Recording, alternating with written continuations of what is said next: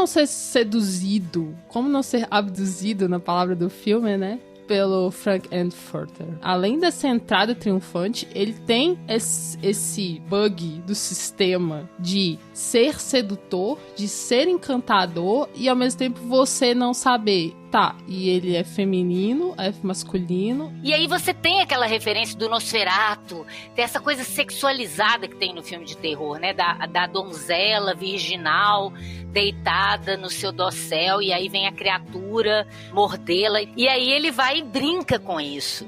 Então ele sexualiza gêneros que não explicitam essa sexualidade. Me parece que é uma música também muito feita para performance. Uma música que é feita para você performar com ela. Eu acho que menos, me parece, do que trilha sonora para tocar no rádio.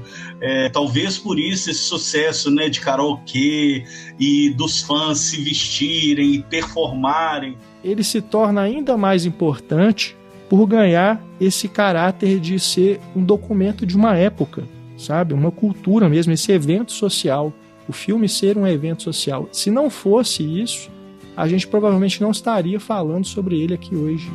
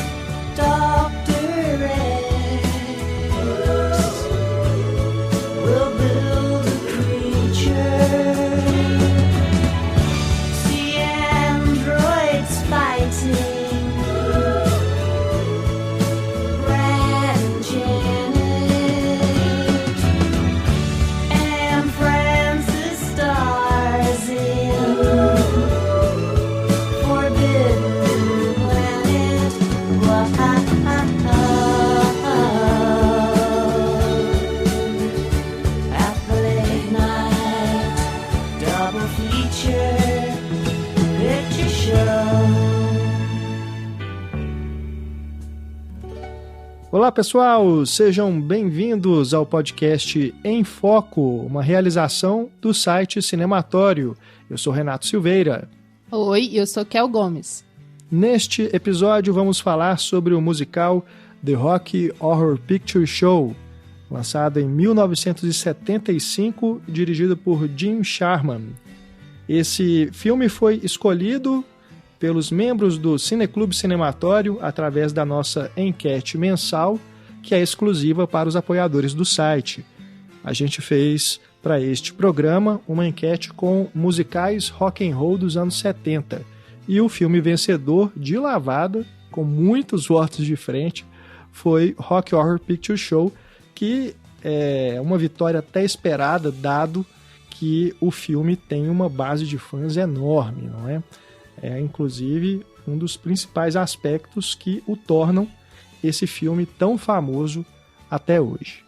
Para falar sobre Rocky Horror Picture Show, trazemos para o debate deste podcast dois professores da UFMG, muito queridos por mim e pela Kel. A gente tem conosco a Ana Lúcia Andrade, que vocês que escutam o Cinematório já conhecem muito bem. Ela é professora de cinema na Escola de Belas Artes. Tudo bom, Ana? Oi, gente, tudo bom? Massa.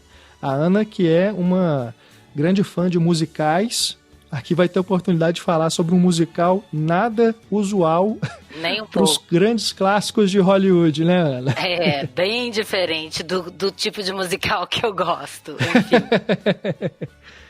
E hoje, além da Ana Lúcia Andrade, a gente tem também como convidado o Juarez Guimarães Dias, do Departamento de Comunicação Social da FAFISH, a Faculdade de Filosofia e Ciências Humanas. Pela primeira vez aqui conosco.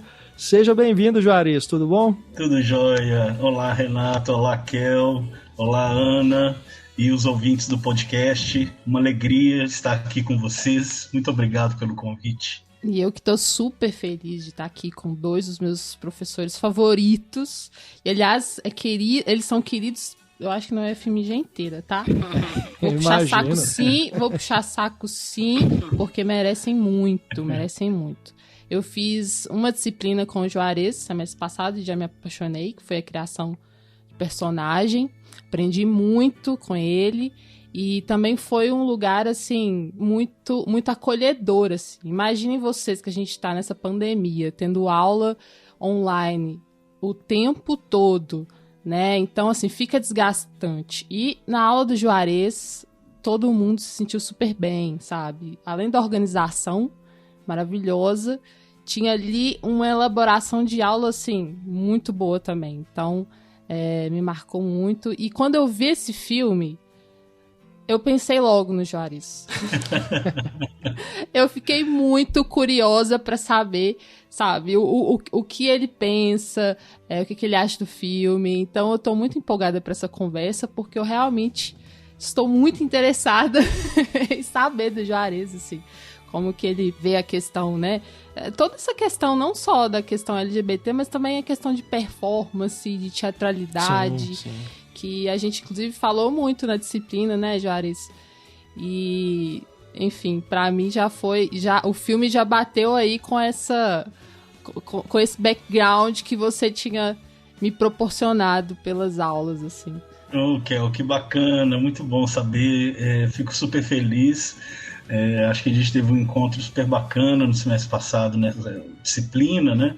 A gente pôde trocar muito com todos os alunos e alunas, né, em torno de personagens, né, trajetórias de personagens, e fiquei muito feliz com a lembrança. Eu adorei o filme, não tinha visto ainda que soubesse da existência do filme, e estava dentro daquele rol assim, aqueles filmes que um dia eu vou ver, e aí vocês me proporcionaram essa oportunidade de ver o filme e vim participar dessa conversa. Acho que tem muitos elementos para a gente poder pensar junto com a Ana também, e acho que vai ser muito legal. Maravilha, maravilha, pessoal. A gente começa o nosso podcast abrindo o plano e colocando a nossa grande angular. Vamos dar uma passada na ficha do filme para sabermos um pouco mais do que se trata e quem está por trás de The Rocky Horror Picture Show. Grande angular.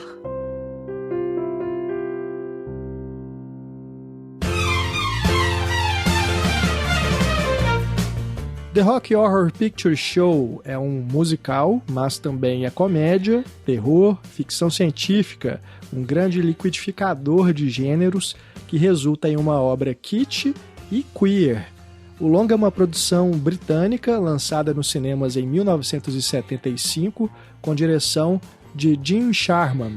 O roteiro foi escrito pelo Sharman em parceria com Richard O'Brien com base no espetáculo musical The Rocky Horror Show, de 1973, que tem música, enredo e composições assinadas pelo Richard O'Brien.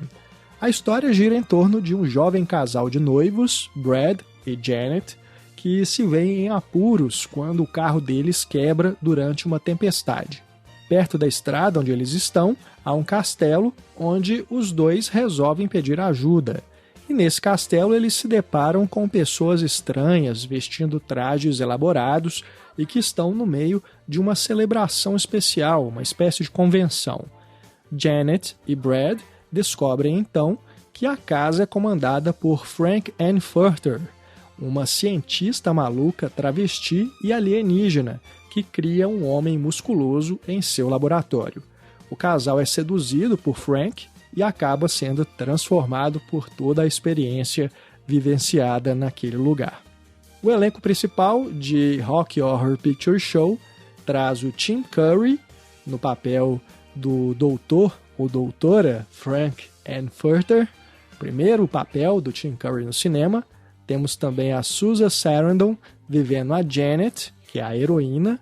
A Susan, nesse momento da carreira, fazendo seus primeiros trabalhos no cinema também, não foi o primeiro longa, mas um dos primeiros. Temos ainda o Barry Bostwick, vivendo o Brad, o herói, noivo da Janet. O Richard O'Brien, autor da peça musical e do roteiro, faz também o papel no elenco, que é o do assistente Heath Hef. A Patricia Quinn vive a Magenta, a empregada da casa. Nell Campbell vive a Columbia, uma groupie. O Jonathan Adams vive o Dr. Everett Scott, que é um cientista rival de Frank. Peter Hinwood faz o papel do Rocky Horror, a criatura criada pelo Frank, e o Meat Loaf, um astro do rock, vive Ed, que é um ex-delivery boy, também é uma das vítimas, vamos assim dizer, do Frank. E temos ainda o Charles Gray, que faz o papel do criminologista, o expert, que narra essa história para a gente. A direção de The Rocky Horror Picture Show, como eu disse, é do Jim Sharman, que é um diretor de teatro e cinema australiano. Ele não tem muitos filmes no currículo. Além do Rocky Horror, o único outro filme dele lançado no Brasil, segundo consta no IMDb, é o Tratamento de Choque, de 1981.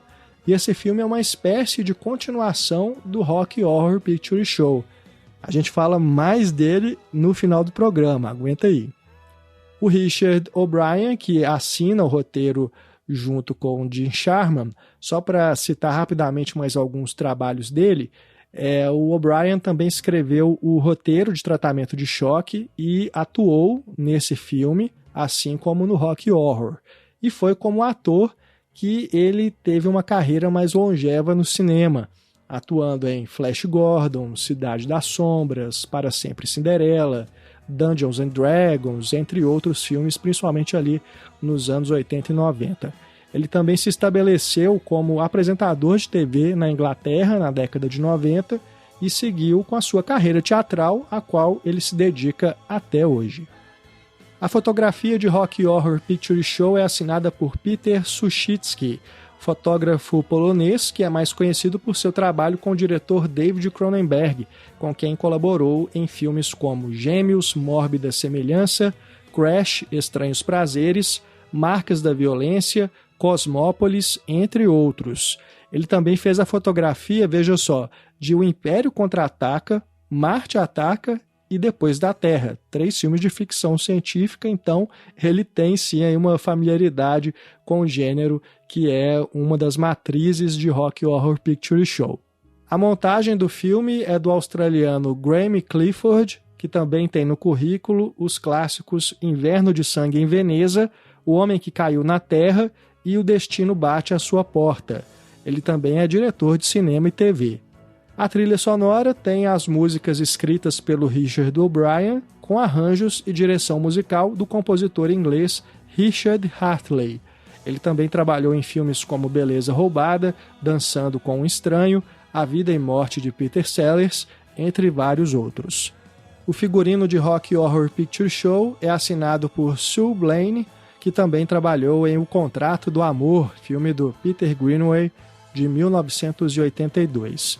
O design de produção é do Brian Thompson e a direção de arte é assinada por Terry Eklund Snow. O Rocky Horror foi o primeiro filme em que o Terry assinou como diretor de arte, recebeu esse crédito. Mas a carreira dele no cinema começou bem antes como desenhista de cenários, inclusive trabalhando para o Stanley Kubrick em 2001 e Barry Lyndon. Depois, como diretor de arte já estabelecido, ele fez também clássicos dos anos 80, incluindo aí Aliens, o Resgate, Superman 2 e 3, O Cristal Encantado, Labirinto, a Magia do Tempo e Batman, do Tim Burton. Por fim, a maquiagem são criações de Pierre Laroche, sobre quem a Kel fala daqui a pouco. Bom, dada a ficha do filme, vamos fazer agora um close-up no astro principal de The Rocky Horror Picture Show, o ator Tim Curry.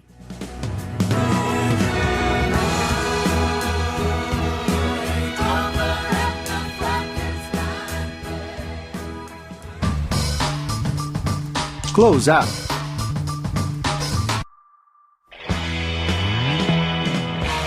How'd you do, See, you've met my faithful hand-in-hand. He's just a little brought down because when you knocked, he thought you were the candy man. O Tim Curry nasceu Timothy James Curry em abril de 1946. Então ele tem hoje, 2021, 75 anos. Ele é de Grayper Hall, na Inglaterra, e passou boa parte da infância em Plymouth, ou Plymouth, que é uma cidade portuária. Não era uma família do show business ou da arte, mas o Tim Curry, logo na escola, ele já começou a atuar em peças teatrais. E ele frequentou a Universidade de Birmingham para estudar drama em inglês entre 1965 e 1968.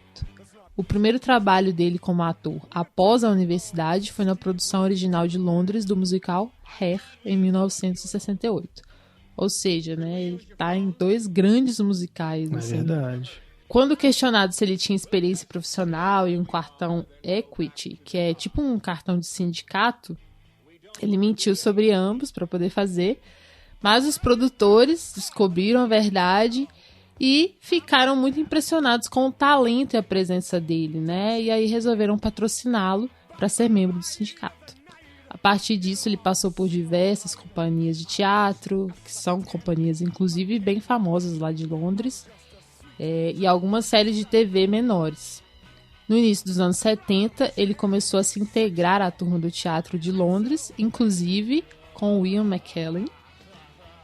E o Ian, ele relembra que o Tim Curry costumava ir às festas de Natal na sua casa, mas sempre era aquele rapaz mais no canto, mais calado, mas muito irônico. Richard O'Brien, que escreveu a peça, né, The Rocky Horror, era seu colega no musical Hair e chamou o Curry para o teste da peça, The Rocky Horror. Na época experimental, né, mas aí se tornou um enorme sucesso mesmo em locais pequenos, enchia as casas. E o Curry começou a atrair atenção pela performance. A peça levou ele a Los Angeles pela primeira vez e lá ele seguiu com a personagem também na adaptação para o filme, que foi a sua estreia no cinema. Após o filme, a peça ainda teve o Tim Curry no elenco uma última vez, inclusive na Broadway, que não teve uma boa recepção de críticos de Nova York. Então ele estreou na Broadway com a peça, né, The Rocky Horror, mas os críticos não gostaram. Enfim, ele acabou ficando mal com isso, voltou para a Inglaterra. O primeiro trabalho dele depois de The Rocky Horror foi Three Men in a Boat, um filme para TV do Stephen Frears. Ele fez mais trabalhos para TV e para o cinema, voltou à Broadway depois disso. E quando The Rocky Horror começou a criar seu público fiel nos Estados Unidos, ele teve mais portas abertas, inclusive para uma carreira musical. Ele fez 3 álbuns de estúdio entre 1978 e 1981, saiu em turnê no final dos anos 70, com banda e tudo, e paralelamente à música, ele continuou atuando em grandes peças, especialmente no papel de Mozart, ao lado do Ian McKellen, novamente, né, para a Broadway. Em meados dos anos 80, a carreira no rock dele foi minando, não estava dando mais certo, mas no teatro continuava super bem, além de começar no cinema esse longo caminho nos papéis de vilão. Em 1985, por exemplo, ele estava lançando A Lenda, do Ridley Scott, filme de fantasia com Tom Cruise, que o Curry faz o papel do Darkness, né, o Senhor das Trevas. Assim, irreconhecível, né? Nem dá pra lembrar assim, pelo rosto do demônio. Ator, né? O personagem é inesquecível, né? E realmente é uma maquiagem belíssima. Em 1979, o Tim Burton chegou a cogitar o Tim Curry no papel de Coringa, no filme Batman, mas acabou optando por Jack Nicholson. E apesar, né, muito interessante, eu acho que seria super interessante também. Apesar de perder o papel, o Tim acabou ganhando um outro personagem icônico, que é o do palhaço Pennywise na minissérie It, uma obra-prima do medo, de 1990. Inclusive, devo dizer que é o meu Pennywise favorito, porque esse dos filmes mais recentes eu gosto muito, mas o clássico do Tim Curry dos anos 90, né, marcou muito. E dos anos 90 também, vocês devem se lembrar dele em Esqueceram de Mim 2. Ele não é um vilão, é o concierge do hotel onde Macaulay Culkin fica em Nova York. Em 93, ele faz Os Três Mosqueteiros, da Disney, um outro personagem também que as pessoas devem se recordar, que é o Cardeal Richelieu. Tim também fez bastante dublagem de animações, além de participações em séries. Em 2012, ele sofreu um derrame, infelizmente, né, mas se recuperou e voltou ao trabalho, embora ele precise de uma cadeira de rodas para se locomover. E em 2016, ele fez o Criminologista na versão para TV de The Rocky Horror Show, em 2016, né? Essa homenagem, remake, essa produção aí. E atualmente ele mora em Los Angeles e trabalha principalmente com dublagens, não se casou e nem teve filhos. O Tim Curry realmente desses character actors, né? Atores que fazem personagens icônicos. Ele teve papéis muito importantes, né? De destaque, não só personagens coadjuvantes, mas ele é mais lembrado por esses tipos do que necessariamente por dramas, por exemplo, né? Atuações que levaram ele a ser indicado a prêmios, etc. E dentro desse escopo dos character actors, ele realmente é um dos mais marcantes, né? O rosto dele é muito marcante. O olhar dele é muito expressivo, né? E no filme do Rocky Horror Picture Show, o Frank, a maquiagem dele ressalta ainda mais, né? Sim. Essas sobrancelhas dele aqui, assim. E a boca também é muito marcante, né? Maquiagem, vale dizer, criada... Todas as maquiagens dos personagens foram criações do Pierre Laroche, que, gente, essa informação é muito legal. Ele era parte do staff do David Bowie na turnê de 1973. Ele foi responsável pela era Aladdin Sane. Então ele fez aquele icônico raio e também aquela maquiagem do terceiro olho, aquela dourada, né, do David Bowie. Trabalhou também com Mick Jagger depois, mas enfim, é o cara da maquiagem, né? Porque só de ter feito o raio do Bowie, não precisava fazer mais nada. É verdade. Aliás, são maquiagens que eu já usei para pular carnaval. Sim, sim. Está registrado em meu Instagram. Muito bom, Kel. Bom, é chegada então a hora do nosso debate sobre The Rocky Horror Picture Show. Oh, baby, I can make you a man.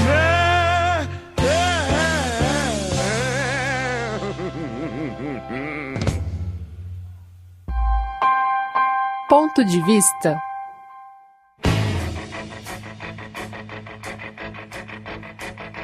It's astounding. Time is fleeting. Madness takes its toll. But listen closely. Not for very much longer. I've got to keep control. Dando início aqui aos trabalhos, para a gente falar um pouco sobre The Rocky Horror Picture Show, um aspecto que eu fiquei pensando bastante agora que eu revi o filme para a gente gravar, e assistindo principalmente aos extras que tem no Blu-ray, lançado aqui no Brasil, que mostram os fãs fazendo as encenações do filme durante a projeção. Essas sessões são comuns, principalmente nos Estados Unidos, mas elas ocorrem aqui também no Brasil, no Rio de Janeiro principalmente, né? São as sessões da meia-noite. Já houve, né? Tem os fãs brasileiros já organizaram isso por aqui também, mas lá nos Estados Unidos é uma coisa assim incrível, né? É uma legião mesmo de fãs, comparável a fãs aí de Guerra nas Estrelas, né? Star Wars, Star Trek, que é o Jornada nas Estrelas, Harry Potter, essas franquias de grande sucesso aí. Quando você assiste a essas imagens, e se você que está nos ouvindo ainda não teve a oportunidade de conhecer esse culto ao filme, aí na página do podcast a gente coloca alguns links de vídeos para você ter uma ideia. Mas assistindo essas imagens eu fiquei pensando muito nesse sucesso que o filme tem da experiência coletiva, não é? E neste momento de pandemia, em que as salas de cinema estão esvaziadas por causa do distanciamento social, reduziram a capacidade pela metade praticamente, os festivais de cinema que sempre reúnem fãs da sétima arte foram suspensos nos seus formatos presenciais, estão acontecendo na maioria ainda.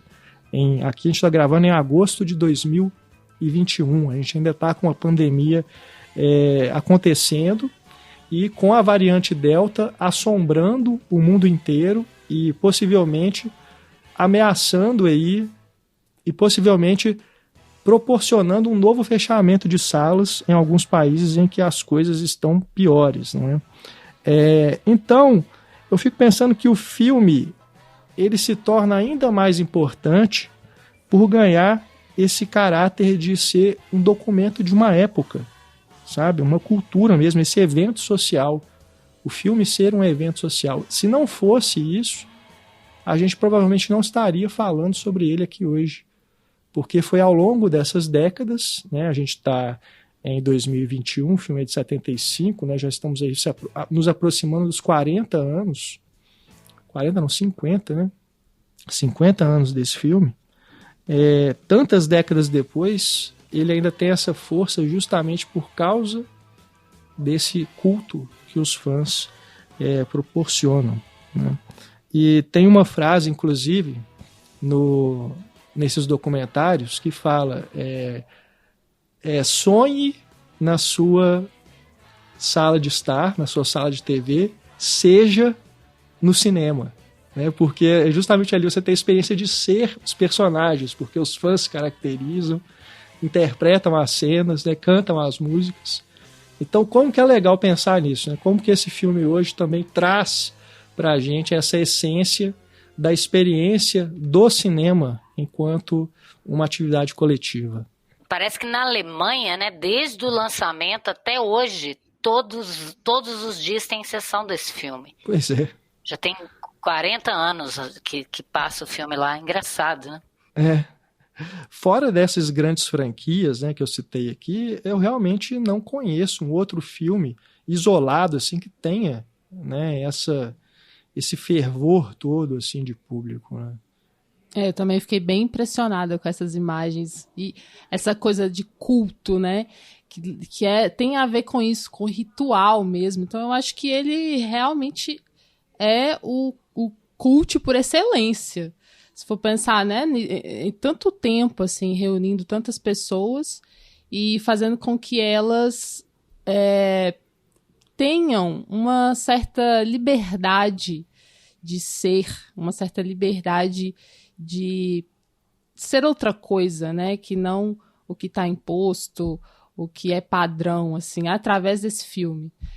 As imagens são muito legais mesmo, então a gente vai deixar nos links, porque, como você comentou, é algo até que eu fico pensando assim, será que tem como a gente, sabe, ter essa experiência agora, depois da pandemia? Será que isso é algo apenas, sabe, de um passado, assim? É muito louco. Talvez a gente deva pensar que Hollywood, principalmente, né, precisa de filmes-evento como esses para poder trazer de novo as pessoas para as salas de cinema. Quando for seguro. Né?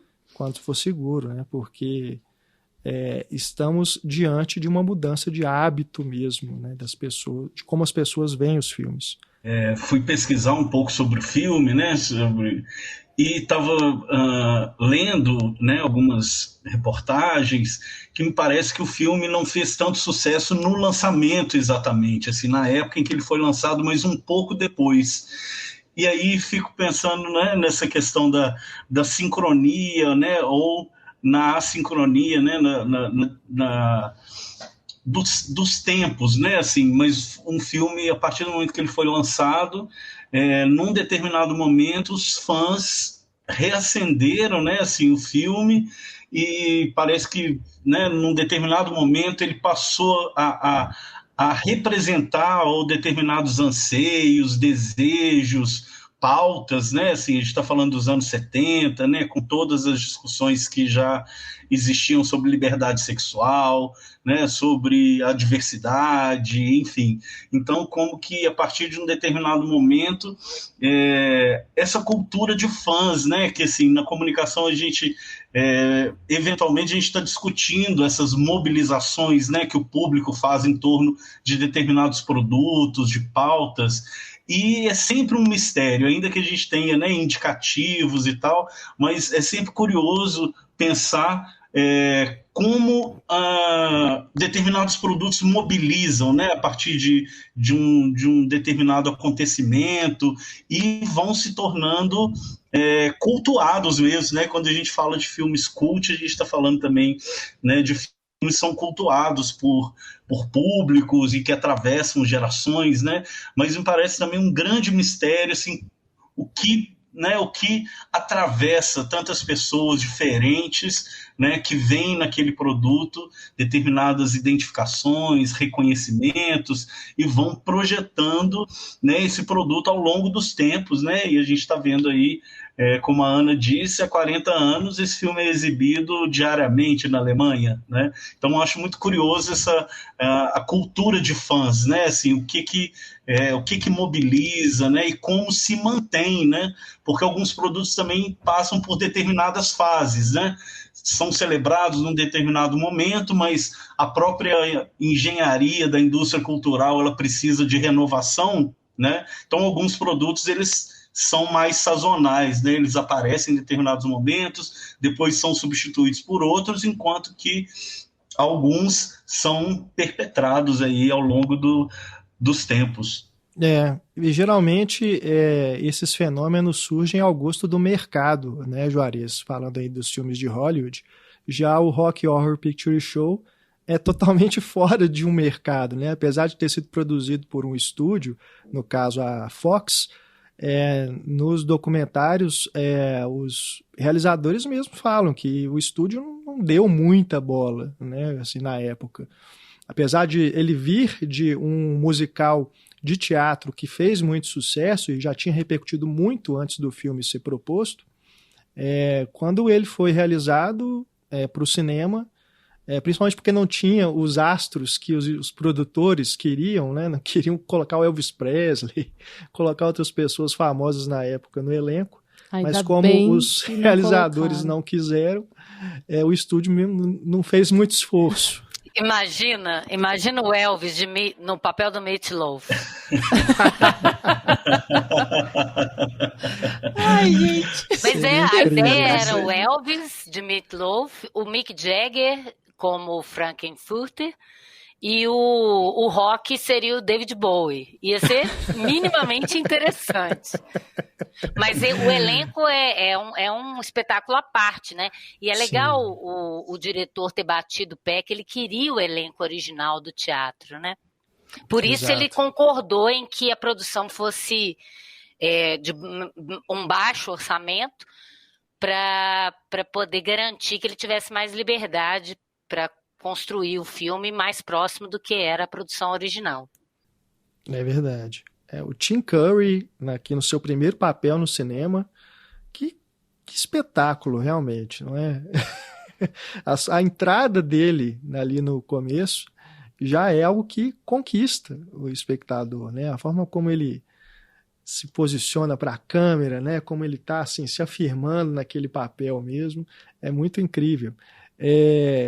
E tinha também uma vontade dos realizadores de que esse começo do filme fosse diferente do que a gente conhece, porque eles queriam começar preto e branco, e na hora que o Frank aparecesse, ficasse colorido tipo o Mágico de Oz, né? Quando a Dorothy entra lá na Terra de Oz. Seria algo bem, ainda mais radical, né? Sim, imagina a pessoa entrar no cinema e começa a ver aquela maluquice lá em preto e branco. Depois a coisa fica ainda mais. Aí os produtores disseram, não. Aí não. Mas eu achei muito curioso a entrada dele, do personagem no filme, porque faz uma inversão de protagonista, né? Porque o filme não começa com ele, né? Começa com o casal normal, né? Como é dito em vários momentos, um casal normal. E, enfim, né? Um casal hétero, branco, né? E prestes a se casar, e etc. E a partir do momento que ele entra em cena, o Frank há toda uma inversão de protagonismo ali, muito interessante, porque ele toma o filme para ele, né? A cena passa a ser eles, né, e o casal ali, né, a partir do qual a história gira, vai se tornando um pouco coadjuvante, né? Não sei o que a Ana pensa, mas eu vi, me pareceu muito essa inversão assim dele, né? Porque é uma entrada muito marcante, né? Com a música e o figurino. E eu fiquei lembrando muito vendo ele, me lembrou muito o Fred Mercury nessa época. Com o Bohemian Rhapsody, que também é de 75, né, com aquele clipe, o cabelo, enfim, o glam rock, né, que já estava por ali, a banda Kiss, enfim, fiquei vendo, foram aparecendo algumas referências, assim, com uma grande reunião de referências, não só do cinema de terror, mas também do rock, da música, né, do próprio audiovisual. Pois é, que a gente tem essas várias paródias ali, de filmes B, principalmente, de ficção científica, e também clássicos, né? Tem uma cena ali que se refere a King Kong, né? E outros filmes, Nosferatu, né? A gente pode pensar também.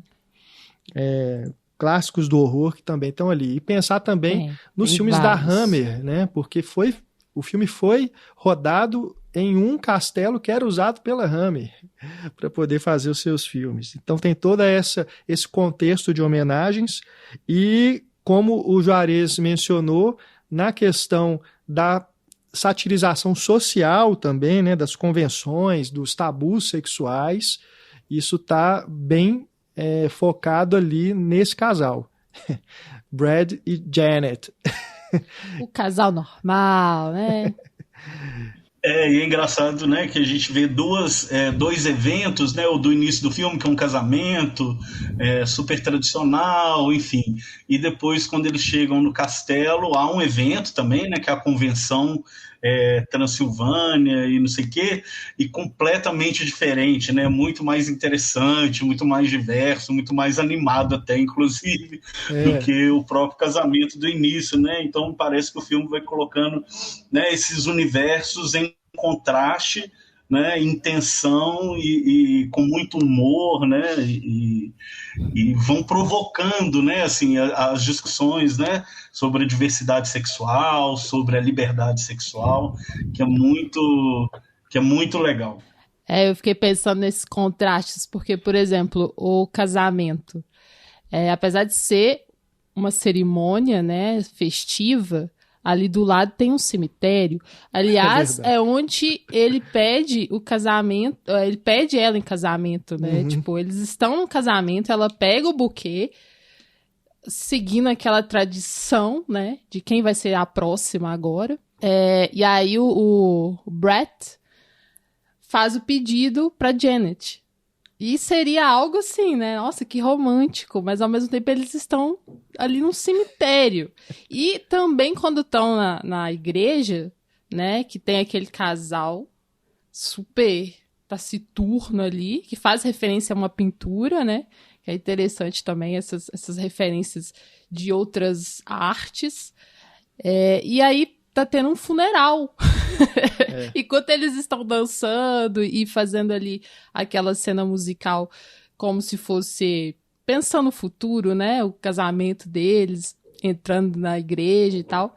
Tá acontecendo um funeral. Então, assim, já tá anunciando que essa tradição tem algo de podre, né? Tem algo de morte ali.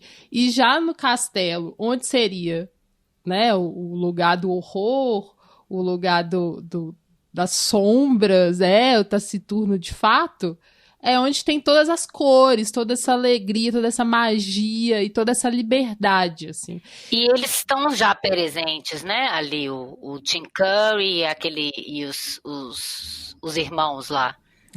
Eles já estão ali na porta. E aí eles fazem toda uma preparação para eles chegarem, né? Porque, poxa, tá chegando um casalzinho aqui, é a nossa grande chance de mostrar. Pode até ser um prenúncio do corpo que ele usou para fazer o monstro dele, do Frankenstein, né? O cadáver, né? Que eles pegaram para criar a criatura lá depois. É verdade, E depois a gente descobre que Brad e Janet não foram os primeiros, né? Porque a Magenta, acredito, né? Que ela é como se ela fosse o que era a Janet, né? E ficou lá dentro, foi abduzida, né? Pelo mundo ali da... Mas vamos combinar, né? Eles Como já não estavam ser lá. abduzido? Porque, assim, é como a gente estava comentando. A Colômbia. Esse personagem... A Colômbia, isso. A Magenta Colômbia. é a outra. É, Aqui, na verdade, é da Transilvânia. isso. Como não ser seduzido, como não ser abduzido, na palavra do filme, né? Pelo Frank Furter. Pelo amor de Deus, é como vocês estavam comentando, assim, além dessa entrada triunfante, ele tem esse bug do sistema de ser sedutor, de ser encantador, e ao mesmo tempo você não saber, tá, e ele é feminino, é masculino, então reúne essas duas coisas ali, né? Faz com que quebre essa normatividade, né? De se pensar que existe um feminino, existe um masculino, e assim, é completamente oposto ao casal, né? Que tá sendo representado ali em suas performatividades de masculino e feminino tradicional. Ela veste rosa, né? Ela segura um buquê de flores, espera o casamento. Ele, o Brett, né? Nessa coisa máscula, protetora. E ali, de repente, você tá diante de alguém que não tá trazendo nem essa informação de que é masculino, nem a informação de que é feminino. Ela mistura as duas coisas em si mesmo. E ao mesmo tempo é tão atraente, né? É tão sedutor, é tão convidativo, assim. Eu fiquei muito impressionada. O diretor do filme, ele fala que o personagem, que o Tim Curry construiu, né, que seria a mulher que todo homem queria ser e o homem que toda mulher queria ser. Muito bom. Que ele tá com as duas coisas em si. E o Tim Curry fala que para ele o personagem é pansexual. Tá certo, né? Não, aquela sequência, né, em que ele engana o casal indo lá enquanto eles estão dormindo, né? Vai no quarto deles. Aquilo é muito divertido, né?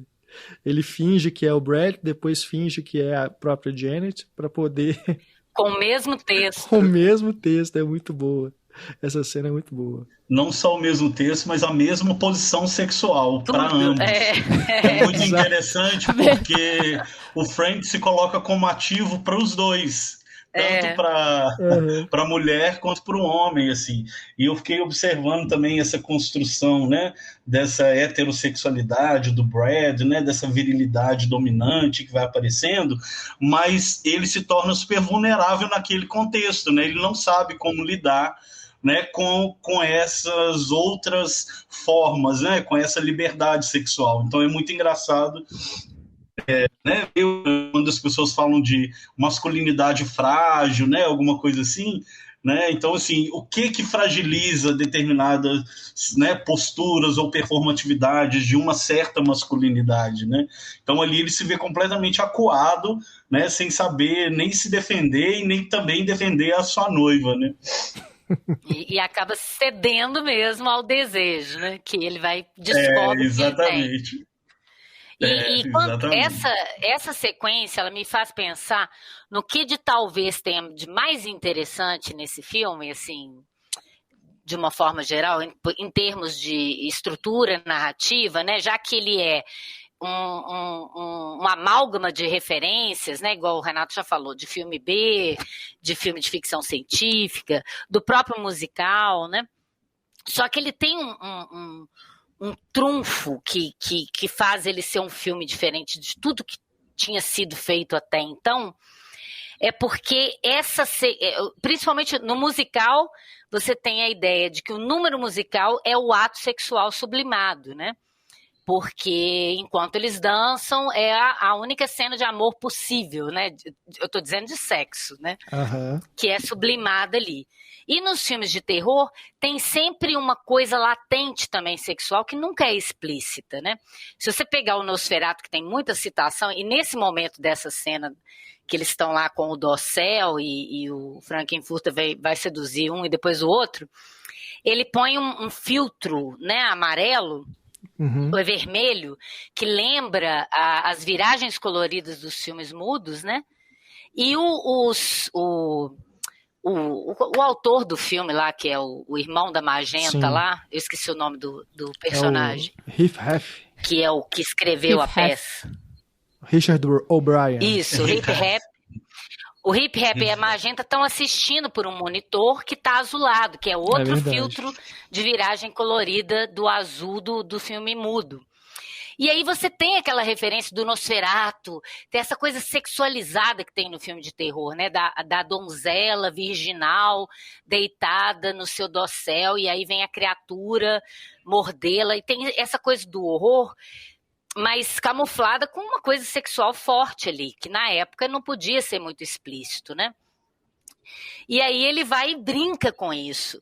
Então ele sexualiza gêneros que não explicitam essa sexualidade. E ele vai explicitar isso, né? Ao contrário da sutileza desses filmes. Aliás, esse filme não tem nada de sutil, né? Ele é muito escancarado.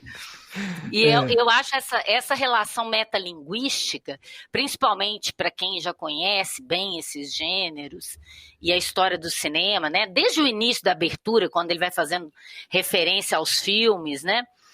Na primeira canção já está falando dos estúdios, dos atores e dos filmes Bs famosos antes desse.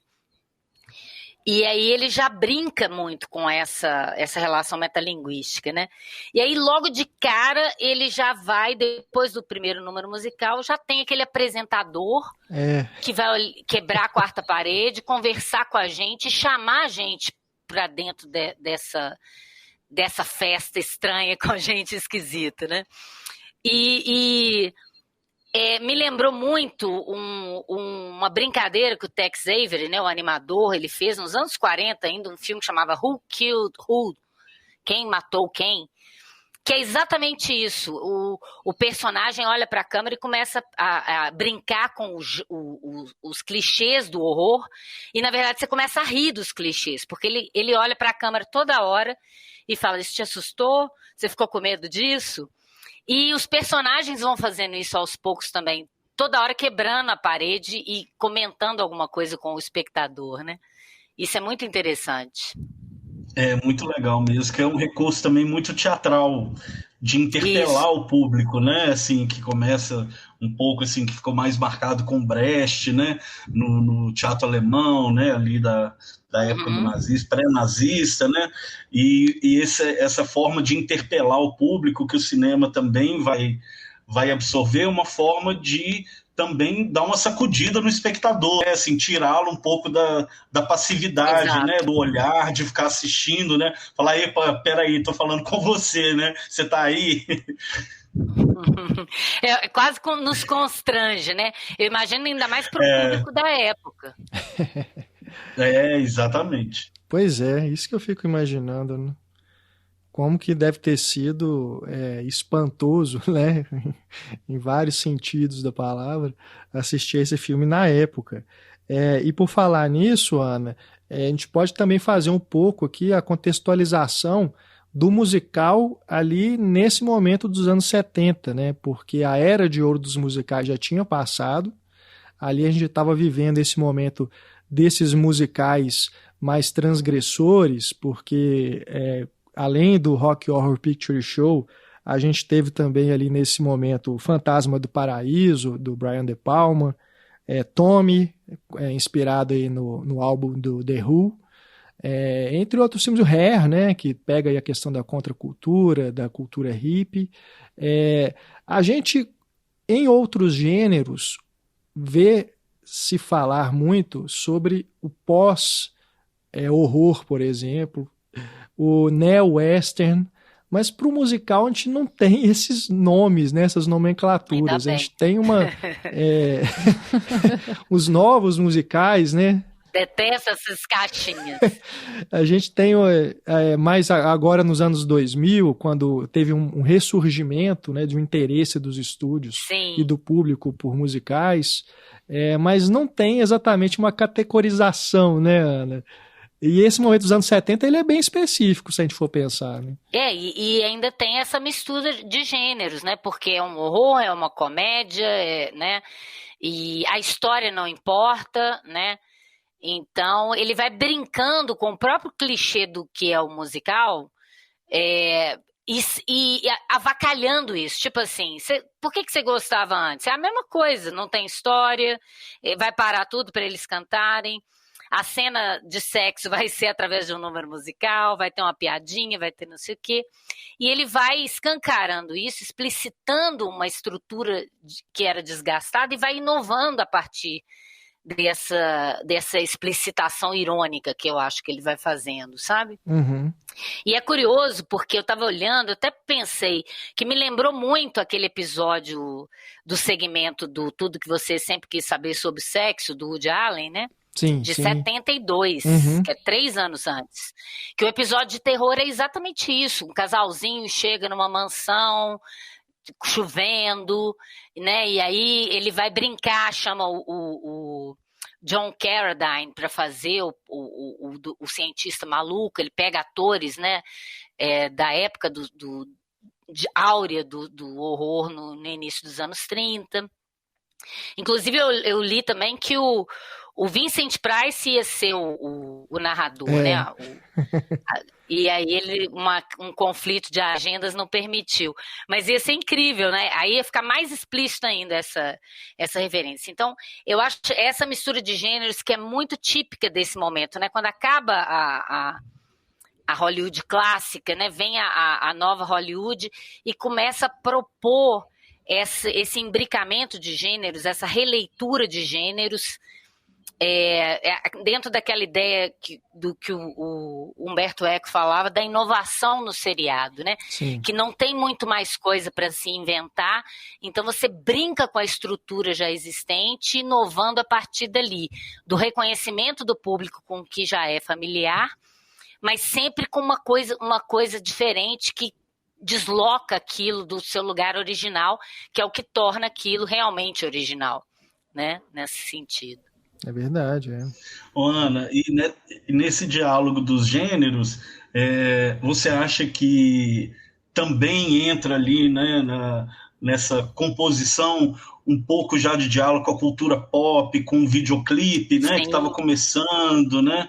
E, enfim, aí fiquei lembrando que vai desembocar lá no Michael Jackson, né, no Thriller, em 82, Isso. né?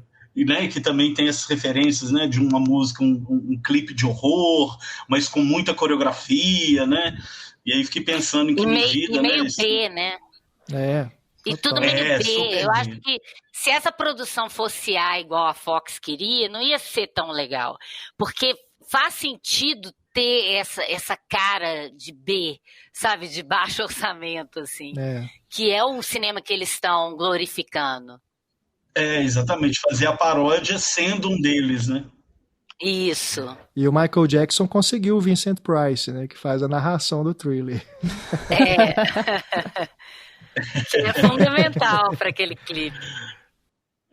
Exatamente. Para a música, né? Como um todo. Mas as músicas do Rock Horror, elas são, eu não sei, é uma questão de gosto pessoal, é claro, mas eu acho que elas funcionam muito bem no contexto do filme, né? Tanto que tem esse culto ali do karaokê, das pessoas cantarem junto enquanto vem o filme, mas não sei, o que vocês acham? Ela é fácil de pegar, né, a música, assim. Sim, porque eu acredito que elas também foram pensadas pro musical do teatro e depois adaptadas para o cinema, também nesse âmbito da paródia, né? De também ter uma coisa assim meio engraçada. Ela não é uma música de forma alguma parecida com as dos musicais clássicos. Tanto que já desde o começo, quando tem aquela coisa do romance ali do casal, é uma coisa meio jocosa, né? A forma como eles cantam. Sim. E a própria interpretação da Susan Sarandon, né? Que faz aquela coisa... Oh, Brad! Aqueles gritinhos. É tudo muito irônico, né? Parece uma coisa meio... mostrando essa coisa naive que tinha nessa época. É isso que eu tô falando, de reler o gênero, explicitando algumas características e quase que ridicularizando, ao mesmo tempo que homenageia e ridiculariza. Sim. Eu acho, sabe? E aí todas as atuações são muito over, né, nesse sentido. Isso. Que é brincando também com o expressionismo, que tinha uma pretensão de ser over, né, no sentido, pra gente, parecia uma super interpretação, porque era a ideia de exacerbar sentimentos internos, né? Aqui não, aqui ele vai misturar tudo, porque ele vai misturar essa ingenuidade do musical com essa coisa do expressionismo que vai dar origem ao horror dos anos 30, né? Em Hollywood, e vai brincar com isso, né? E é por isso que chega nessa cara que é única. Você não vê filmes muito parecidos com esse, né? Ele é muito único. Tanto é que Hollywood nem pensou ainda em refilmar ele. Que milagre, né? Porque eu acho que ela não pode mexer nesse time que há tantos anos esse povo cultua, né? É verdade. Embora ela fizesse, né, versões de Jornada nas Estrelas e tudo, mas tô falando desse tipo de público que é tão fanático, né, pelo tipo por esse tipo de filme, né, que cria um apego emocional no filme e que, na verdade, esteticamente nem é tão interessante assim, se você for pensar, né? E eu acho que as músicas elas vão misturar essa coisa meio Broadway com glam rock e vai virar aquela coisa ali no meio do caminho mesmo, né? Eu também fiquei pensando que me parece que é uma música também muito feita para performance. Isso. É uma música que é feita para você performar com ela. Isso. Eu acho que menos, me parece, do que trilha sonora para tocar no rádio. Exatamente. Talvez por isso esse sucesso, né, de karaokê e dos fãs se vestirem e performarem, que parece, né, ela muito feita para expressão corporal, né, para você incorporar a música, menos, né, mais isso do que colocar a música para ouvir num CD, num disco e ficar ouvindo essa trilha sonora, né? É verdade. Exato. E é exatamente por isso que eu gosto muito, assim, porque eu acho que ela é um tipo de música que te convida a participar do filme também. E tanto pela musicalidade, por esse envolvimento sonoro mesmo, mas também pelas letras, assim. Eu achei as letras muito interessantes, especialmente as letras da personagem feminina, a Janet. Tem uma cena que eu acho incrível, que é a cena de libertação sexual dela, e ali a letra tá sendo tão irônica, sabe? Ela tá se descobrindo e tá dizendo de coisas, sabe? Pra você perceber a contradição dessa mulher que até então, né, tava sendo ali alguém que tá seguindo padrões, tá seguindo o destino para uma mulher que naquela época, né, tem que noivar, casar, ter filho, etc. E de repente ela tá deixando se libertar, né, tá seguindo seu desejo. Então, essa música, eu acho que quando ela tá falando disso, a letra também é muito legal. E aí te convida a cantar e te convida a se libertar junto. Acho que é bem isso mesmo que o Jares falou, essa questão da performance, né? O quanto que também tem a ver com a própria base teatral também, né? Exato, não concordo plenamente com vocês. E tem aquelas músicas que lembram David Bowie, né? Tem umas sonoridades que lembram muito as músicas do David Bowie. Como eu sou apaixonada por David Bowie, também fiquei viajando nisso. E agora, eu me lembrei também de uma questão estética que é interessante, que é do camp, que é um termo que é a principal referência a Susan Sontag. E aí ela fala exatamente disso, assim, que é uma maneira de ver o mundo como um fenômeno estético, né, que não se refere a essa beleza tradicional, mas ao grau de artifício e de estilização. Tanto é que lembra os filmes do John Waters. Pois é. Então tem muito a ver com isso também, com essa questão do camp ali, né? Esse gosto excêntrico, o valor irônico do camp, e como que ele pode ser também algo de subversão política, né? E como que o queer, eu acho que faz um bom conjunto com o camp, porque eu vi recentemente um outro filme que também é queer, que também faz referências a outros filmes, e também é camp, que se chama Nunca Fui Santa, da diretora Jamie Babbitt. O nome em inglês é But I'm a Cheerleader. É um filme de 99, tem a Natasha Lyonne e a Clea Duvall. E eu me lembrei muito desse filme porque é exatamente isso, sabe? Usar esse exagero, esse excêntrico e essa ironia para você falar das tensões, das contradições da sociedade heteronormativa. É o John Waters puro, o cinema dele. Então isso é bem interessante como que essas duas coisas, elas combinam, sabe? E subvertem muito, de uma maneira muito interessante. O John Waters que fez o seu próprio Rocky Horror Picture Show, que é o Hairspray, né? É o musical do John Waters. Mas acho que se esse filme fosse lançado hoje, talvez, acho que algumas coisas acho que até seriam colocadas de outra forma, mas me parece um filme bem queer do que a gente hoje entende como queer, porque a teoria queer veio pós, né? Assim, ela aparece depois, né, do lançamento do filme, né? E tem até alguns, mas ele me parece bem queer mesmo, assim. E tem uma autodenominação que o Frank faz, né, dele, que ele se intitula de travested. E aí eu fui pesquisar sobre esse termo, porque até faz parte de algumas pesquisas que eu tenho feito, e esse termo hoje é super mal visto pelas discussões mais contemporâneas, das discussões de identidade de gênero, porque achei curioso isso, inclusive, porque ele fala que, né, que ele a transvested, né, que seria para a gente o equivalente a travesti, mas não é. E isso é muito curioso da gente pensar, porque o significado em inglês ele é equivalente ao que a gente entende como crossdresser, que são homens heterossexuais que se vestem de mulher por prazer sexual. Então eu vi, inclusive, em textos, em blogs norte-americanos, de ativistas de gênero, trans, etc., essa discussão em torno desse termo, que ele se denomina no roteiro do filme, né, travested. Enfim, que seria hoje, eu acho que o Frank, ele é mais uma perspectiva queer mesmo, né, desse embaralhamento das identidades de gênero, né, desse rompimento do binarismo, né, das identidades, que não tem a ver com sexualidade, né, que sexualidade é outro campo, né. Enfim, aí eu acho que ele, como o ator diz, que a Ana colocou aqui, que ele é pansexual, né? Ele é mais um grande sedutor de tudo e todos, né? Ali, mas em termos de identidade, né? Como ele se apresenta, ele não equivaleria ao que a gente conhece, o que a gente chama aqui no Brasil e na América Latina de travesti, que para a gente é uma identidade de gênero.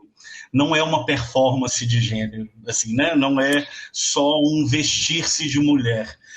Tem a ver com outros parâmetros e que não tem um equivalente em outra língua. Isso é muito engraçado, porque travesti também não é transgênero. Interessante. Uhum. E muitas pessoas... eles traduziram. Na canção eles traduzem como travesti. Traduzem como travesti. Por isso que me chamou a atenção, e aí eu fiquei voltando para tentar, né, capturar a palavra que eu não conhecia, e aí fui transcrevendo e achei, né, fui fazendo pesquisas e fui descobrir a origem do termo, né, e tal, e ele, né, enfim, ele designava essa performance de homens que gostam de se vestir de mulher por prazer sexual e etc. Mas a tradução como travesti não é adequada, por exemplo. Uhum. Né? Para a gente não seria, né? Seria alguma coisa, talvez, como o transformista, mesmo assim, com alguma problematização, assim, mas seria aquele...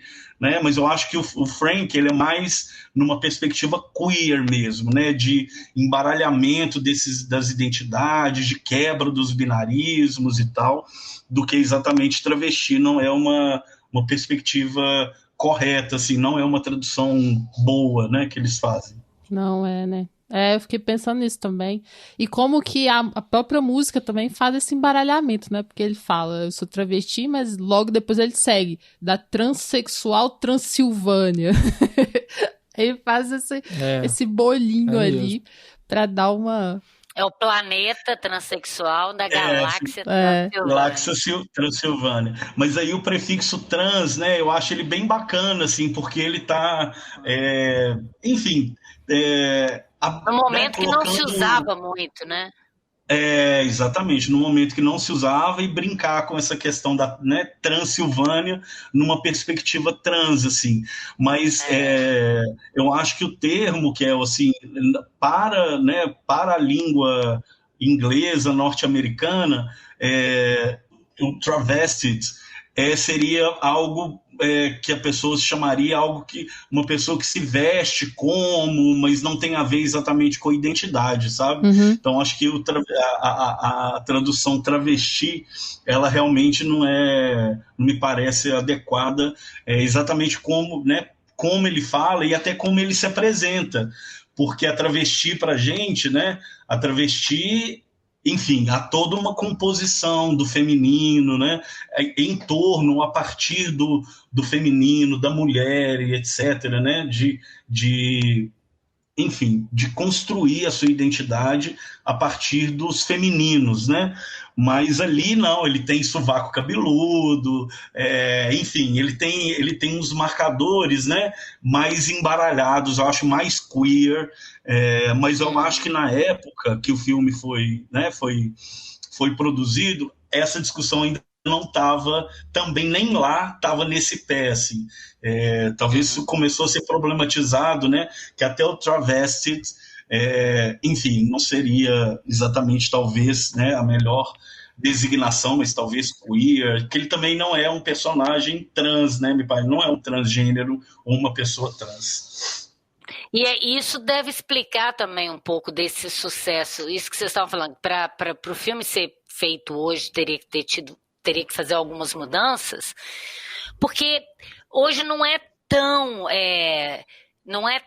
né, essa coisa de casar virgem, né, que eles gozam, né, isso que a Raquel falou também do início, aquele casamento, que é geralmente o final de filme, né, ele já começa por isso aí que ele já vai destruir, e aí o horror vem, que eu acho que é por isso que ele brinca com o horror, não é só porque o autor ele é apaixonado por filmes B, igual ele fala, mas é uma brincadeira quase com a ideia de que, eu não sei, lá no final, quando aquele professor chega lá, ele fala que horror isso aqui, como é que ele fala? Que tipo assim, sair desse lugar horrível, não sei se é o professor exatamente que fala, né, voltar pro normal, tem disso. Aqui, tem, às vezes ele fala assim também, essas pessoas, pra esse tipo esse tipo de pessoas, né, esse tipo de gente. Essas pessoas horríveis, monstruosas, né?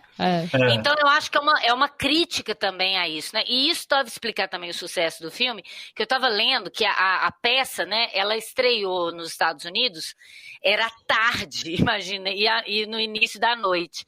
E aí teve, 40 apresentações e foi cancelado. Aí eles passaram por uma sessão à meia-noite e começou a aparecer, que eles falam, um público bizarro para vir assistir. Aí eu fiquei pensando nessas criaturas, o bizarro aqui, eu botei os dedinhos entre aspas, que é como estava escrito. Que eu fiquei imaginando essas pessoas que saíam à noite para ver aquele filme meio na calada, assim, sabe? Sem querer ser vistas. Porque isso não era tão colocado, né? Então elas se sentiram representadas ali de algum modo, né? Exato. E além do horror, ele ainda brinca que eles não são só, entre aspas, monstros para essa sociedade dita normal, mas são alienígenas, né? Eles não são nem desse planeta. Que é uma brincadeira que se faz lá no Priscila, Rainha do Deserto, né? Que as pessoas olham para elas chegando travestidas naquele lugar e falam, são ETs? Acham que eles são de outro planeta, porque nunca viram aquele tipo de pessoa, né, antes. Então eu acho que ele brinca com os gêneros também para fazer a crítica social que ele quer colocar, mas sem parecer um panfleto, fica ali, né, na própria escolha da estrutura narrativa que ele vai usar, a crítica já está ali inserida. Igual o Jordan Peele fazer terror com a questão do racismo. Sim. Né? Brincar com isso. Sim. Eu acho interessante, Ana, de pensar, porque essa questão do horário da exibição do filme ela é muito interessante, muito curiosa mesmo, porque muitas das pessoas que não se identificam, né, com a heteronormatividade ou com a cisgeneridade são pessoas que muitas vezes não têm vida durante o dia, né? São pessoas que não se expõem por conta do preconceito, da violência. Né, exatamente. Seria, né, são pessoas que à noite elas são menos visíveis, né? Isso é uma coisa terrível, inclusive, né, para a gente pensar como que, né, determinadas pessoas são alijadas da vida social, né, durante o dia, exatamente pela discriminação e pela violência, né, para não, enfim, correrem risco e tal. Então, a noite né, vai parecendo um tempo, né, um espaço, até um espaço mesmo, né, mais confortável, onde as pessoas podem sair e podem transitar e podem acessar a rua, né? Acessar a rua, que para a gente é tão cotidiano que a gente nem pensa, né? A gente sai de casa, a gente vai na padaria, a gente sai para dar aula, não agora, né, na pandemia, mas assim, né, pesquisando, né, pessoas trans, travestis e ouvindo os relatos. Isso me parece muito curioso mesmo, né? Não só as pessoas trans e travestis, mas também pessoas queer, né? Outros tipos de existência que não tem espaço na luz do dia, né? E aí o filme vem e lança, né? Assim, tipo, cria um espaço de acolhimento e representação e representatividade. Exato. É muito interessante isso mesmo, Juarez, porque se a gente observa que o mundo, a nossa sociedade sendo hostil para com essas pessoas, é muito interessante pensar que elas se apropriem da ficção científica e do horror desses gêneros para poder trabalhar essas histórias, né? Porque de forma alguma isso está limitado a Rocky Horror Picture Show. A gente tem N outros exemplos de filmes nesses gêneros que também vão ter temas que são ligados à comunidade LGBTQIA+, e muitas pessoas que são fãs desses gêneros, né? A gente tem eu conheço muitas pessoas que são gays, lésbicas, enfim, que amam filmes de horror.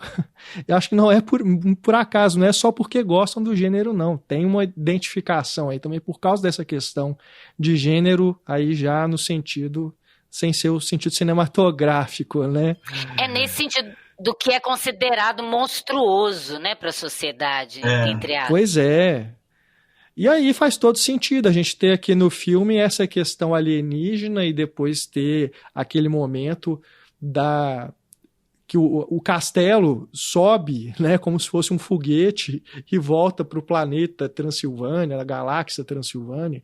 E isso me fez lembrar, inclusive, de um curta brasileiro recente que foi premiado no Festival de Gramado em 2020, que se chama Inabitável, que parte justamente de uma premissa dessa. A mãe, a protagonista, está à procura de sua filha trans que desapareceu e o filme vai trabalhar com essa questão de uma possível abdução, né? Como se aqui no nosso planeta, sendo hostil para uma pessoa trans viver, a saída foi sair do planeta, né?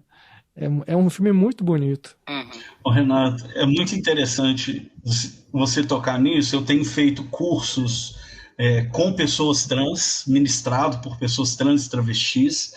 Daqui a pouco vou até entrar numa aula sobre estéticas travestis contemporâneas.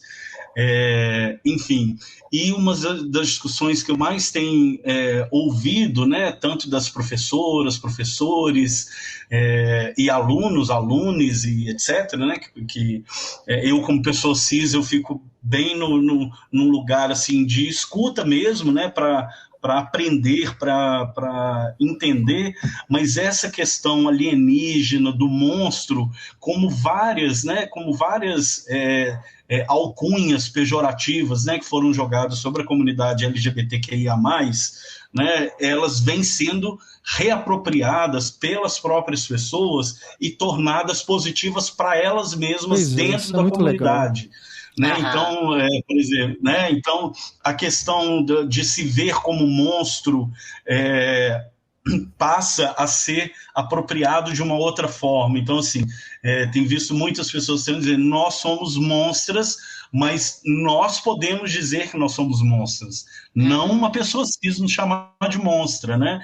Então, a questão alienígena, ciborgue, até pelas discussões bioéticas, né? Da questão de hormônio, de implantes, né? Então, essa discussão está bem efervescente, né? nas comunidades de pessoas trans e travestis, de se verem assim, somos ciborgues, somos alienígenas, né? Sim. Então, assim, mas numa outra virada, né? Assim, sem uma alcunha pejorativa, né? Exatamente, de afirmação, assim, nós somos diferentes, sim, não tem problema nenhum. Tipo a marcha das vadias, né? A marcha das vadias, né? A própria, enfim, todas essas perspectivas, né?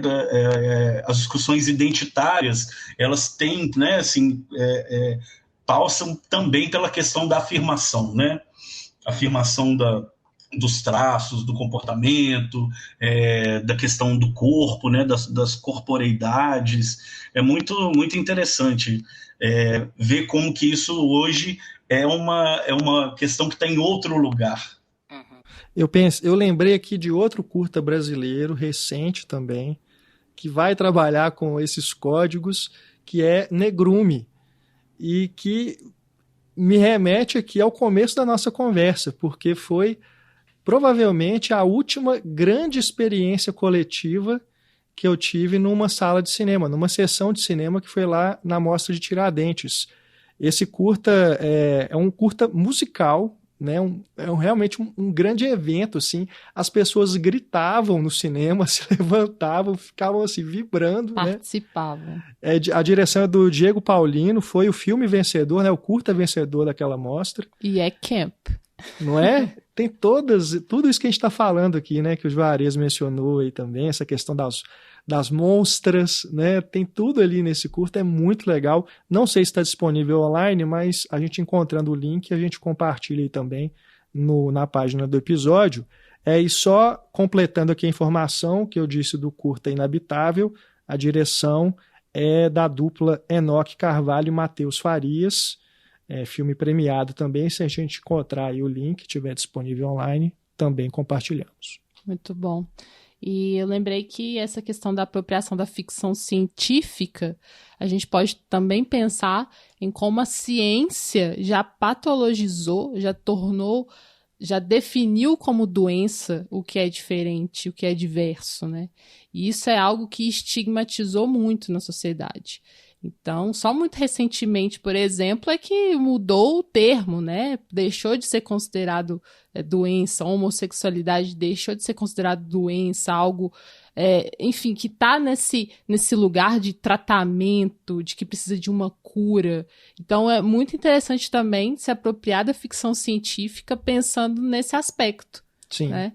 Sim, é por isso, esse é um dos motivos que o termo travesty nos Estados Unidos foi sendo discutido e problematizado, porque ele foi apropriado, por exemplo, pelo discurso médico, psicanalítico, psicológico, como perversão sexual, transtorno de identidade, né?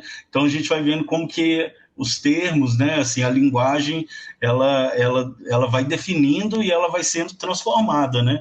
Então, por isso que essa denominação hoje, provavelmente, né, quem fosse escrever esse roteiro, né, escreveria talvez descreveria, né, o Frank com outra palavra, acho que provavelmente. Eu estava me lembrando aqui também que o tema da androginia tá desde o início, na sequência de créditos, né? Porque aquela boca que canta a música inicial, né? Science Fiction, Double Feature.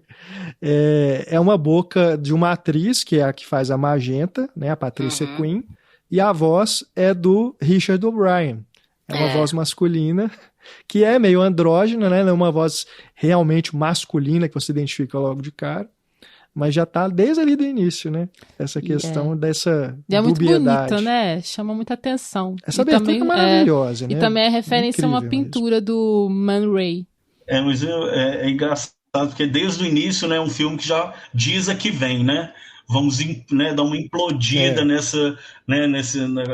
discussão binária, heteronormativa e por aí vai, né? Então, desde o início, eles já implodem isso, tipo assim, chutando o pau da barraca. Bom, a gente já vai caminhando aqui para o final da discussão. A gente não comentou nada sobre o próprio Rocky Horror.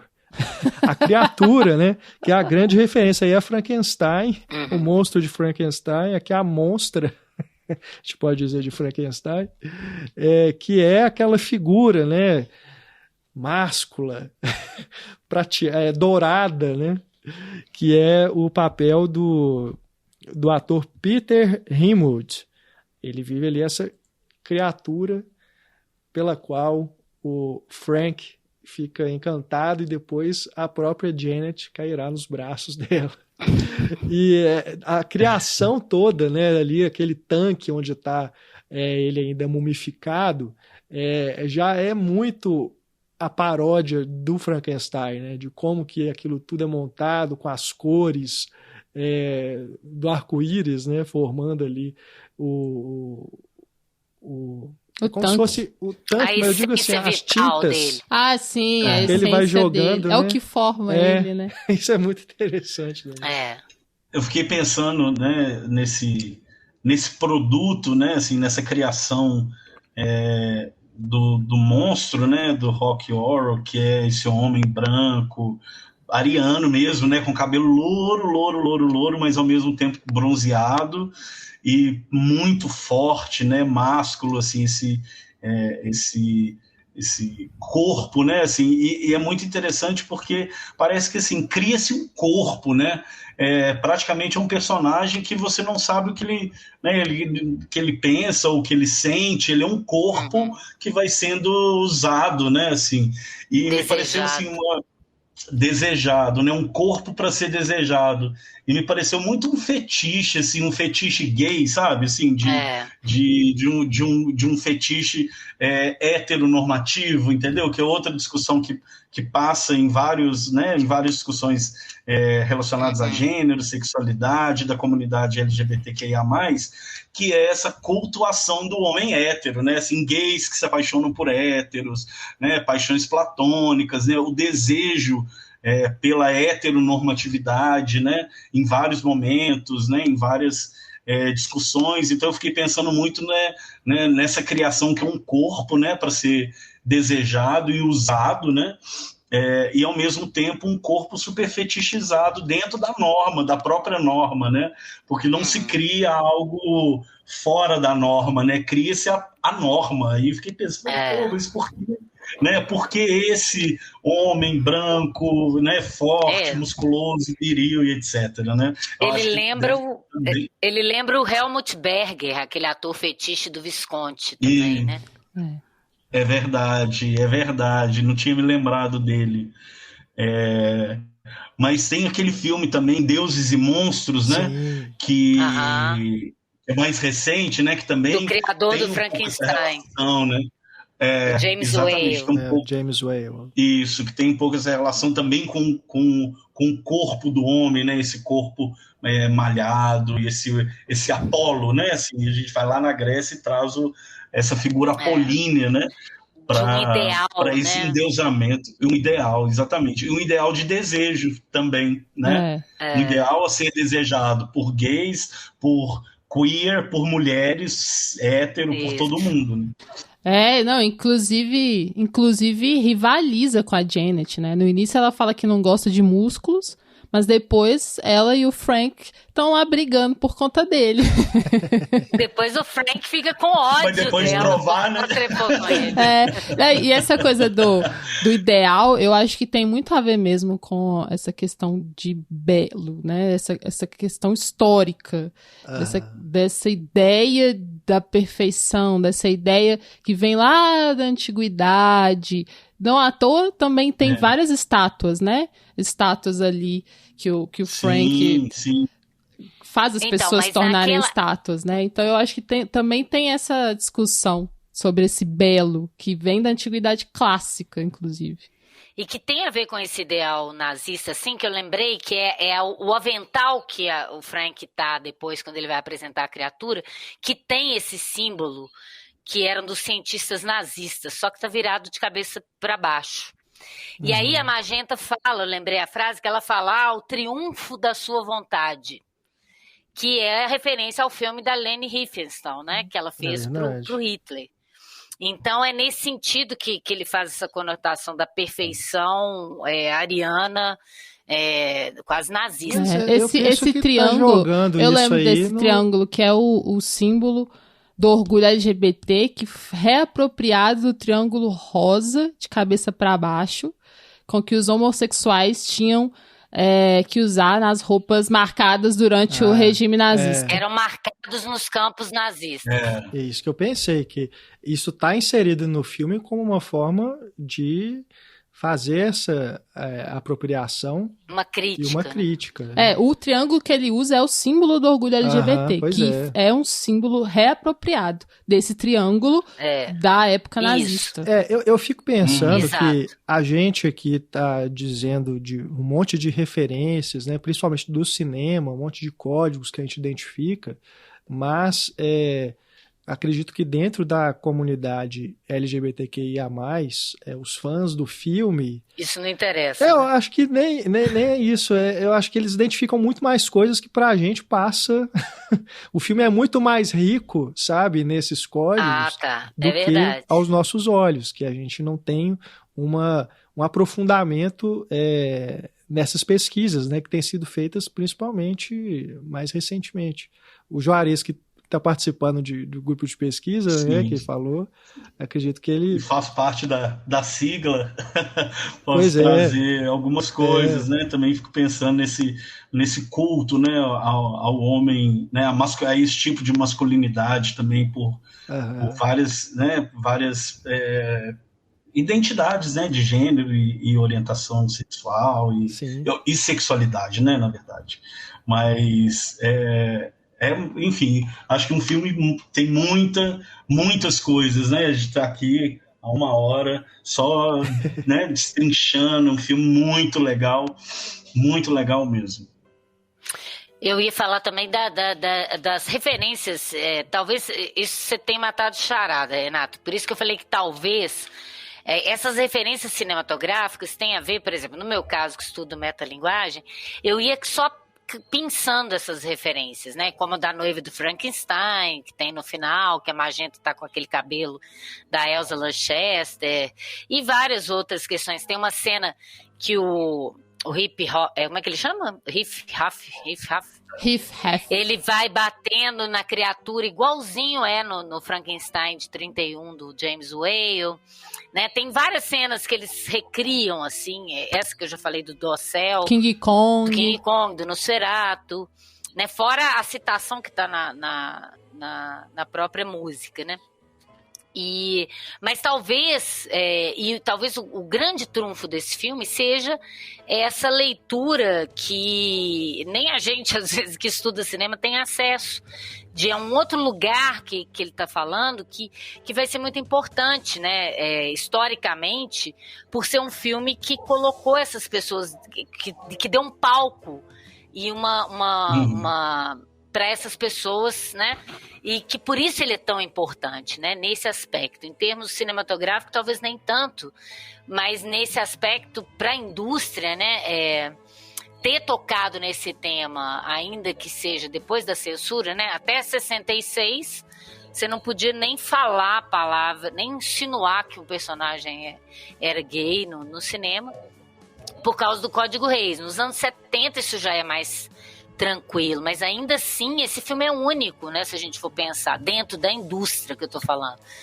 Né? Não é um cinema de festival para comunidades específicas, né? Sim. E aí, nesse aspecto, ele tem uma importância muito grande por ser um pioneiro mesmo, né?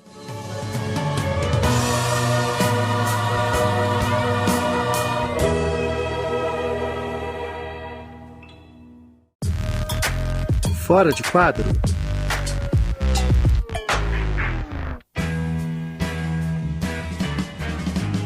Bom, antes de nos despedirmos, temos algumas curiosidades sobre o que existe para além de The Rocky Horror Picture Show.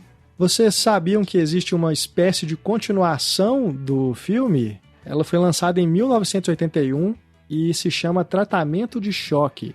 A história mostra a vida do Brad e da Janet muitos anos depois, mas ao invés dos filmes de terror e de ficção científica, os alvos de paródia são os programas de TV da época, principalmente os game shows. Para fazer isso, o Jim Sharman e o Richard O'Brien imaginaram uma cidade que foi transformada em uma grande emissora de televisão, e foi para lá que Brad e Janet se mudaram. Uau! Mas não é a Susan Sarandon. Não. Tem alguns atores do elenco original, né, que fez o teatro também, mas os dois principais, e nem tem o Tim Curry também, lógico. Mas não é nem a Susan e nem o outro ator. E eles casaram, afinal de contas? Porque depois daquela Casaram. transformação toda, eu achei que eles iam abandonar a instituição. Casaram. Nós podíamos virar o casal aberto. Exatamente. Bom, depois do Tratamento de Choque, o Jim Sharman passou a se dedicar mais ao teatro e somente em 2012 ele voltou a dirigir um filme. Foi quando ele fez um média-metragem chamado Andy X, que é inspirado na vida do Andy Warhol e que também é um musical. Esse filme foi lançado apenas na internet, mas aparentemente não está mais disponível no site oficial, uma pena. No YouTube você encontra algumas cenas, pelo menos dá para ter uma ideia do que se trata. Fiquei curioso aí para ver na íntegra. Se alguém souber onde encontrar esse filme, Andy X, por favor, nos avise. Voltando agora ao Rocky Horror, foram feitas várias tentativas de filmar uma continuação para valer desse musical, né? Além aí do que a gente vê no Tratamento de Choque. Aí teria novas canções e tudo mais, só que o Richard O'Brien sempre esbarrava em algum obstáculo e esse projeto foi abandonado. Ele chegou a finalizar um roteiro nos anos 90, mas acabou engavetado pela Fox, que é detentora dos direitos do filme, aliás, dos filmes. O Tratamento de Choque também pertence à Fox. E tem esse remake de 2016, que é mais uma homenagem do que qualquer outra coisa, né?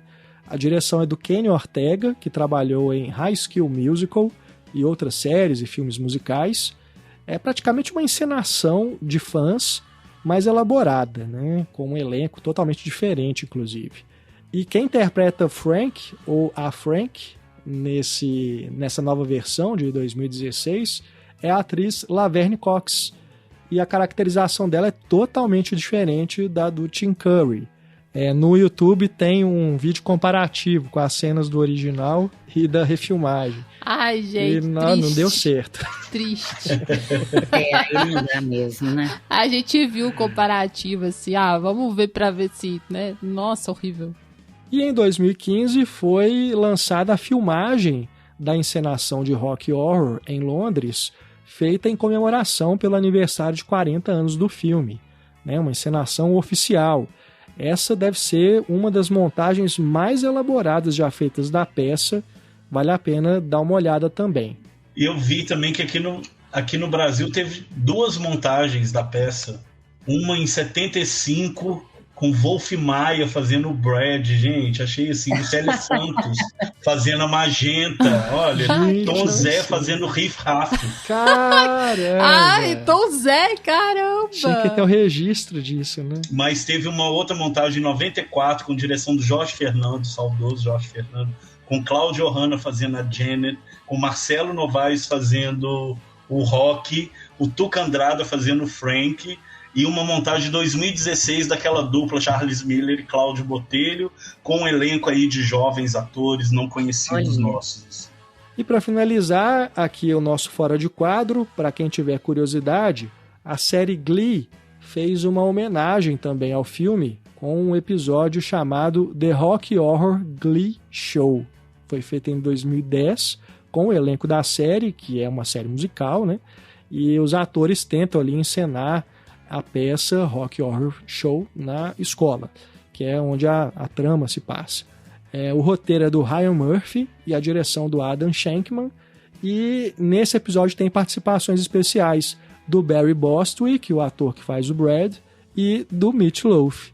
Só que esse episódio ele parece que não deu muito certo. O próprio Richard O'Brien, pelo que eu li, não gostou muito do que fizeram, e isso que seria uma homenagem, né, acabou recebendo críticas negativas. De todo modo, fica aqui o registro como curiosidade, e existem, claro, inúmeras outras homenagens e referências a Rocky Horror Picture Show em outros filmes, séries e tudo mais, que não cabe a gente listar tudo aqui, né? Então, se você já viu alguma outra e quer indicar, deixe um comentário aí na página do podcast, que a gente vai adorar conhecer.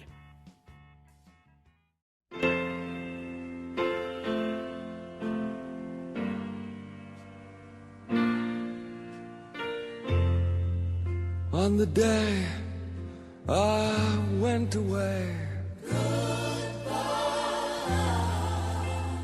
Vamos encerrando então? Bora. Senão a gente fica aqui conversando até não poder mais. Não, mas eu adorei a aula, a perspectiva que o Juarez trouxe com essa conversa nós quatro aqui. Muito bom. Porque eu confesso que é um filme que eu não gosto. Eu acho, assim, ruim. Acho ruim, assim, em termos cinematográficos. Os planos, os personagens mal desenvolvidos. Mas aí eu falei, gente, eu não vou ficar falando, porque não me interessa se eu pessoalmente gosto ou não. Tem que tentar tirar alguma coisa de interessante dele, né? E eu acho que é esse mesmo, né? A gente acabou levando por esse lado, que é o que ele realmente é colocado nesse lugar de importância, né? Eu estava vendo aqui, ele tá nos livros dos maiores filmes de todos os tempos aqui. Falei, gente, por quê? Aí agora eu tô entendendo por quê. Porque ele tem um papel muito significativo. Não só da visibilidade, né, e de discutir os temas e tudo, mas também discutir com valores, comportamento, né? Enfim, jogar esses temas aí na indústria, né? Assim, ainda que não seja um filme tão, né, aceito pela indústria no início, mas é um filme de massa, né? Um filme que está dentro da indústria de alguma forma, e isso, colocar esses temas e essas identidades e essas discussões naquela época tem um valor, né? Me parece muito significativo. Eu também adorei o encontro, Ana, adorei te ouvir sobre as referências do cinema, aprendi muito também com as interlocuções com o Renato e a Kel. Eu só tenho a agradecer, foi uma delícia. Maravilha. Que bom, também adorei. Muito bom, Foi gente. bom demais. Obrigada, Juarez. Esperamos que você que ouviu o nosso podcast tenha gostado também aqui do nosso papo sobre The Rocky Horror Picture Show. Procure no streaming, procure aí o DVD, o Blu-ray, alguma forma de assistir ao filme se você ainda não viu, ou caso queira rever depois de ter escutado aqui a nossa conversa. Se quiser mandar um e-mail pra gente, é só escrever para contato@cinematório.com.br ou nos procurar nas redes sociais. Estamos no Instagram, no Twitter, no Facebook. Só procurar lá Cinematório, você nos encontra. E é isso, gente. Fica a celebração do que é B, do que é diverso, do que é estranho, excêntrico. Que pra mim o acontecimento desse filme é isso, essa celebração do B. Já que é filme B, vamos pensar em B alargando esse conceito aí. Então, um beijo, obrigada por ter nos ouvido e até a próxima. Um grande abraço, pessoal. Até mais. Tchau.